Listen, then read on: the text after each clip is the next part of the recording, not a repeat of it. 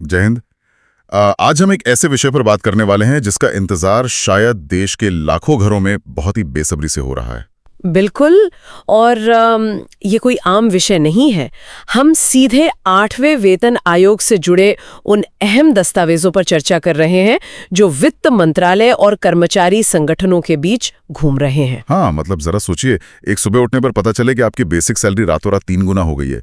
सुनने में किसी लॉटरी के लगने जैसा लगता है ना? लॉटरी तो नहीं, लेकिन भारत के लाखों सरकारी कर्मचारियों के लिए यह एक आने वाली हकीकत जरूर है। सही कहा। तो आज की इस चर्चा का हमारा मिशन यही है कि हम डिकोड करें कि 2026 में सेना, रेलवे और केंद्रीय सचिवालय के कर्मचारियों के लिए सैलरी, भत्ते और पेंशन का पूरा गणित कैसे बदलने वाला है। देखिए, इन दस्तावेजों पर गहराई से नजर डालने से एक बात बिल्कुल साफ हो जाती है। यह सिर्फ सैलरी बढ़ने का कोई रूटीन मामला नहीं है। हाँ, मुझे तो ये 10 साल का जो वेतन आयोग का चक्र है ना, ये बिल्कुल किसी वित्तीय कुंभ मेले जैसा लगता है। हर कोई इसका इंतजार करता है। बहुत सही तुलना है। लेकिन एक दशक के भीतर देश की अर्थव्यवस्था का ढांचा पूरी तरह बदल जाता है। बिल्कुल। और वो जो फिटमेंट फैक्टर वाला गणित होता है, वो अक्सर लोगों के सिर के ऊपर से निकल जाता है। 2016 में जब 7वां वेतन आयोग लागू हुआ था, तब से लेकर 2026 के बीच रुपए की क्रय शक्ति यानी परचेजिंग पावर काफी घट चुकी है। तो मतलब इस पूरी कवायद का मुख्य उद्देश्य उसी क्रय शक्ति को वापस संतुलन में लाना है ना? हाँ, क्योंकि अगर निचले स्तर के कर्मचारियों की क्रय शक्ति बाजार की महंगाई के सामने टिक नहीं पाएगी, तो पूरी अर्थव्यवस्था की खपत पर नकारात्मक असर पड़ेगा। तो इसी क्रय शक्ति को संतुलित करने वाले गणित से शुरुआत करते हैं। मतलब भत्तों और पेंशन के भारी भरकम दस्तावेजों में जाने से पहले सबसे बड़ा सवाल बेसिक सैलरी का ही है। बिल्कुल। दस्तावेजों के अनुसार 1 जनवरी 2026 की डेडलाइन तय मानी जा रही है। राइट। और शायद 2027 के बजट से पहले आयोग के ढांचे की संभावित घोषणा भी हो सकती है। लेकिन वो जो जादुई शब्द है फिटमेंट फैक्टर, उसका क्या चल रहा है? देखिए, छठे आयोग में ये 1.86 था और 7वें में 2.57 हो गया। अब जो कर्मचारी संगठनों के मांग पत्र आए हैं, उनमें इसे सीधे 3.68 करने की बात प्रमुखता से उठाई गई है। अच्छा, एक मिनट, ये 3.68 का आंकड़ा कहाँ से आया? क्या ये कोई रैंडम नंबर है या इसके पीछे कोई लॉजिक है? ये कोई हवा में उछाला गया नंबर नहीं है। इसके पीछे एक्रॉयड फॉर्मूला नाम का एक प्रमाणित आर्थिक सिद्धांत काम करता है। एक्रॉयड फॉर्मूला? ये थोड़ा तकनीकी लग रहा है। ये क्या होता है? डॉक्टर वॉलेस एक्रॉयड ने ये तय किया था कि एक औसत भारतीय परिवार को स्वस्थ रहने के लिए न्यूनतम कितनी कैलोरी, कितने मीटर कपड़ा और रहने के लिए कितनी जगह चाहिए। ओह, अच्छा, मतलब जीवन यापन की जो बिल्कुल बेसिक जरूरतें हैं, उनकी कैलकुलेशन। हाँ, बिल्कुल। और जब आज के बाजार भाव के हिसाब से उन जरूरी चीजों की कीमत निकाली जाती है, तो वो 10 सालों की संचयी महंगाई के ग्राफ से मेल खानी चाहिए। तो इसी फॉर्मूले के आधार पर यूनियनें कह रही हैं कि मौजूदा बेसिक सैलरी को 3.68 से गुणा किया जाना चाहिए। सही पकड़े हैं आप। जीवन यापन की बढ़ती लागत को देखते हुए ही ये मांग रखी गई है। लेकिन जरा रुकिए, अगर सबसे निचला स्तर यानी पे मैट्रिक्स लेवल 1 को देखें तो मौजूदा न्यूनतम सैलरी 18,000 रुपए है। हाँ, जो कि अभी बेसलाइन है। तो अगर इस 3.68 के फैक्टर को सच मान लिया जाए तो ये बेसिक सैलरी सीधे 66,240 रुपए हो जाएगी। कागज पर तो ये आंकड़ा बहुत ही शानदार लग रहा है। लेकिन क्या रातों रात सैलरी का करीब 4 गुना हो जाना एक यथार्थवादी कदम है?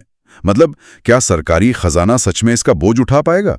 अर्थशास्त्र के नजरिए से देखें तो 3.68 का फैक्टर मोलभाव का एक शुरुआती हिस्सा लगता है। अच्छा, तो फिर सरकार का संभावित रुख क्या हो सकता है?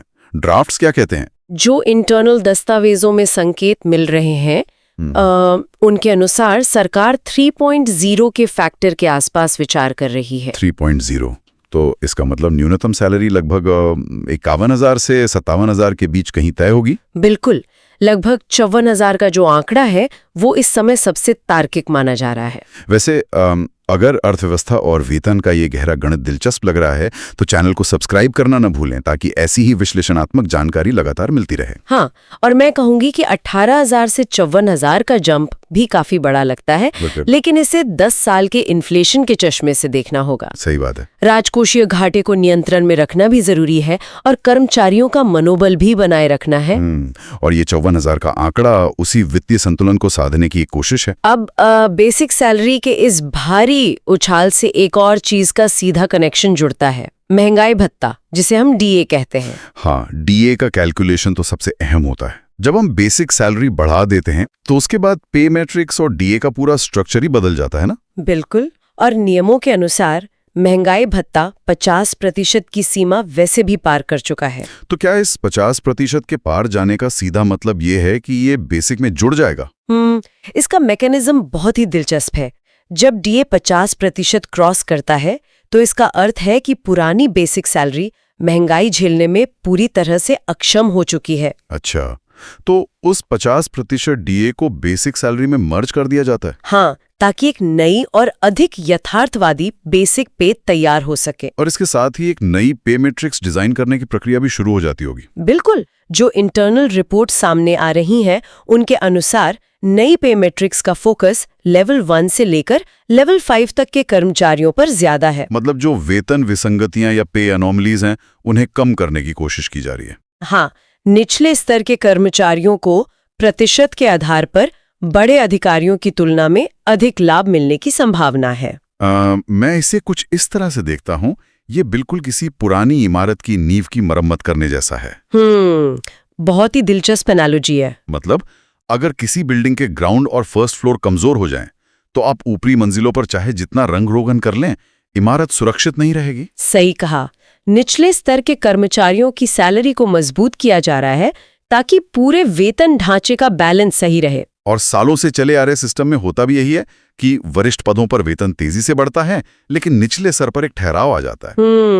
और जब डीए को बेसिक में मर्ज किया जाता है तो वो ठहराव टूटता है। और सबसे बड़ी बात तो ये है कि जब नई बेसिक सैलरी तय हो जाएगी तो भविष्य के सारे कैलकुलेशन उसी पर होंगे। बिल्कुल, चाहे वो पेंशन हो या भत्ते, सब नई बेसिक पर ही कैलकुलेट होंगे। भत्तों का जिक्र आते ही ना इस चर्चा का रुख उन छिपे हुए फायदों की तरफ मुड़ जाता है जो हर महीने टेक होम सैलरी को असल में बढ़ाते हैं। हाँ, बेसिक सैलरी और डीए का ढांचा तो बस शुरुआत है, असली बोनस तो इन अलाउंसेस के रूप में सामने आता है। मैंने दस्तावेजों में देखा कि हाउस रेंट अलाउंस यानी एचआरए को लेकर बहुत बड़े बदलावों के संकेत हैं।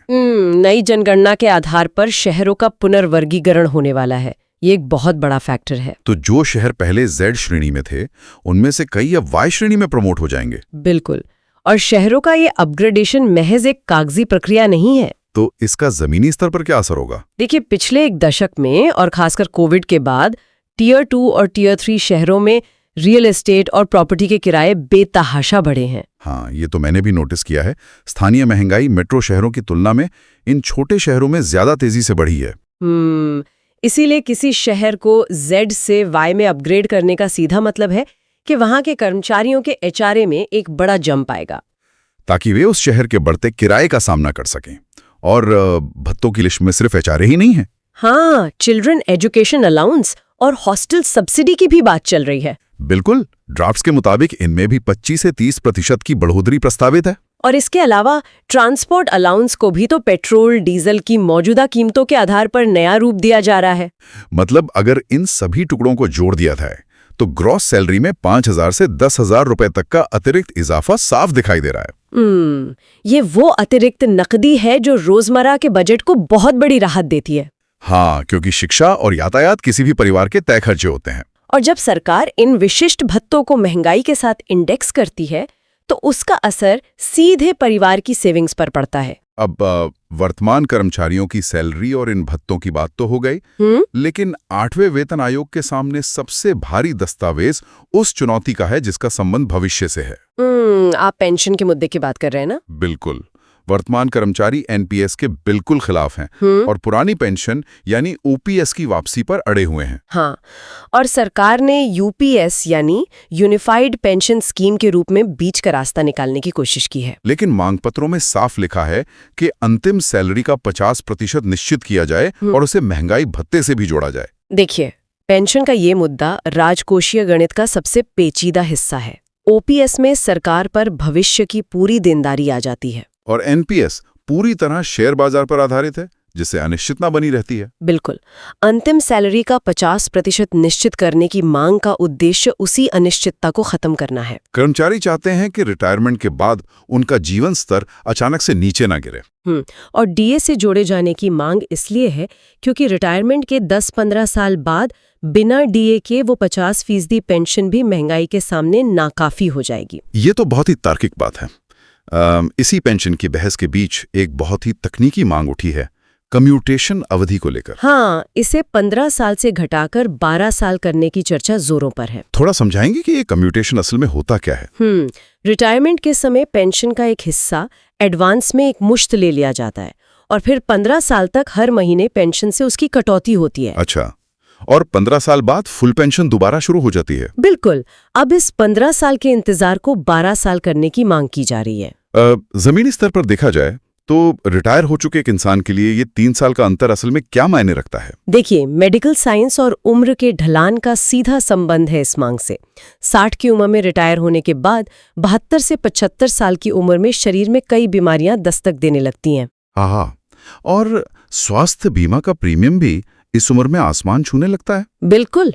अगर कम्यूटेशन की कटौती 15 की बजाय 12 साल में खत्म हो जाए तो पेंशनर को 3 साल पहले से अपनी पूरी पेंशन मिलने लगेगी। अरे वाह, ये अतिरिक्त तरलता हो के लिए मेडिकल बिलों का भुगतान करने में एक बड़ा लाइफ सेवर साबित हो सकती है। यही इसका मुख्य उद्देश्य है। मेडिकल खर्चों की बात निकली है तो 65 लाख से ज्यादा वर्तमान पेंशन भोगियों के लिए एक और बड़ी राहत की मांग की गई है। आप 80 वर्ष की उम्र पार करने के बाद मिलने वाली 20% अतिरिक्त पेंशन की बात कर रहे हैं। हाँ, मौजूदा नियम यही है ना। अब इस 80 वर्ष की सीमा को घटाकर 65 से 70 वर्ष के बीच लाने का भारी दबाव है। देखिए, जीवन प्रत्याशा बढ़ना एक बात है, लेकिन स्वस्थ जीवन प्रत्याशा बिल्कुल अलग चीज है। बिल्कुल सही कहा। 65 की उम्र के बाद मेडिकल केयर का जो आर्थिक दबाव होता है वो किसी भी मध्यम वर्गीय परिवार की कमर तोड़ सकता है। तो 80 साल की उम्र तक उस 20% अतिरिक्त पेंशन का इंतजार करना आज के दौर में व्यवहारिक नहीं लगता। बिल्कुल नहीं। इसलिए ये आयु सीमा घटाने की मांग पूरी तरह से आज के हेल्थ केयर सिस्टम के भारी खर्चों पर आधारित है। और शायद पारिवारिक पेंशन के नियमों को उदार बनाने की बात भी इसी दिशा में एक कदम है। हाँ, ताकि कर्मचारी के न रहने पर परिवार को अचानक से कोई बड़ा आर्थिक झटका न लगे। वेतन से लेकर भत्तों और फिर पेंशन तक का ये सफर कागजों पर तो बहुत लॉजिकल लगता है। दस्तावेज तो बहुत ही डिटेल में तैयार किए जा रहे हैं। लेकिन जो सवाल हर किसी के जहन में सबसे ऊपर है वो ये है कि आखिर ये सारा पैसा बैंक खातों में आना कब शुरू होगा? टाइमलाइन क्या है? देखिए, वेतन आयोगों का एक स्थापित चक्र होता है। इन ड्राफ्ट्स के विश्लेषण से ये अनुमान लगाया जा रहा है कि आयोग अपनी अंतरिम रिपोर्ट 2026 के अंत या 2027 की शुरुआत तक सौंप सकता है। अच्छा, लेकिन यहाँ एक बहुत बड़ा फैक्टर काम करता है, पिछली तारीख यानी रेट्रोस्पेक्टिव इफेक्ट। बिल्कुल। भले ही आयोग की रिपोर्ट 2027 में आए, लेकिन नियमतः ये 1 जनवरी 2026 से ही लागू होगा। मतलब मान लीजिए सरकार इसकी अंतिम घोषणा अगस्त 2026 में करती है तो जनवरी से अगस्त का पूरा अंतर एरियर के रूप में एकमुश्त मिलेगा। हाँ, और जब ये एरियर जारी होता है ना तो वो राशि लाखों में होती है। बाप रे, ये एकमुश्त भुगतान तो कर्मचारियों के खातों में एक बहुत बड़ा जंप लेकर आएगा। बिल्कुल। और इसका असर सिर्फ उस परिवार पर नहीं बल्कि आसपास के पूरे बाजार पर पड़ता है। और यही बात हमें आज की इस चर्चा के सबसे विचारोत्तेजक मोड़ पर ले आती है। वो कैसे? देखिए, कर्मचारियों को उनकी जीवन भर की मेहनत का हक मिलना तो तय है और ये महंगाई के दौर में उनके लिए बहुत जरूरी भी है। सही बात है, ये उनका अधिकार है। लेकिन जरा सोचिए, जब 2026 या 2027 में लाखों सरकारी कर्मचारियों और पेंशनर्स के बैंक खातों में अचानक से एरियर और बढ़ी हुई बेसिक सैलरी के रूप में इतनी बड़ी नकदी आएगी। इतनी लिक्विडिटी एक साथ बाजार में। हाँ, इतना सारा कैश एक साथ आएगा तो इसका भारत की पूरी अर्थव्यवस्था पर क्या असर पड़ेगा? ये तो बहुत बड़ा डिमांड शॉक हो सकता है। बिल्कुल। ऑटोमोबाइल शोरूम्स में कारों की डिमांड, रियल एस्टेट में घरों की बुकिंग और कंज्यूमर इलेक्ट्रॉनिक्स की मांग रातों रात आसमान छू सकती है। सोचने वाली बात यह है कि क्या हमारा बाजार और हमारी सप्लाई चेन इस अचानक आने वाले शॉक के लिए तैयार है? वही तो, क्या ये एक नया इन्फ्लेशन साइकिल शुरू करेगा? ये एक ऐसा सवाल है जिसका जवाब आने वाला वक्त ही देगा। सही कहा। और एक ऐसा सवाल भी है जो सिर्फ सरकारी कर्मचारियों को नहीं बल्कि देश के हर नागरिक को सोचना चाहिए। बिल्कुल। तो आज की इस चर्चा में बस इतना ही। जय हिंद, जय भारत।